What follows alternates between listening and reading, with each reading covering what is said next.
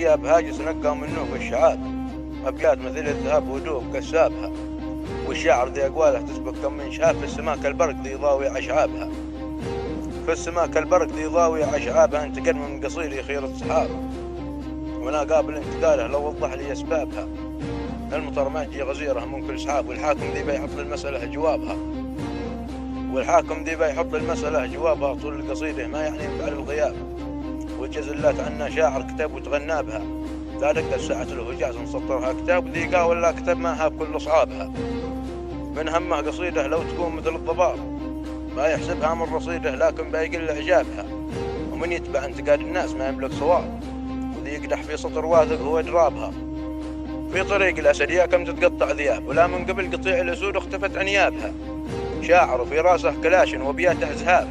وذي يغلط من العربان بان نتفش نابها، وذي يغلط من العربان بان نتفش نابها، وسلامتكم.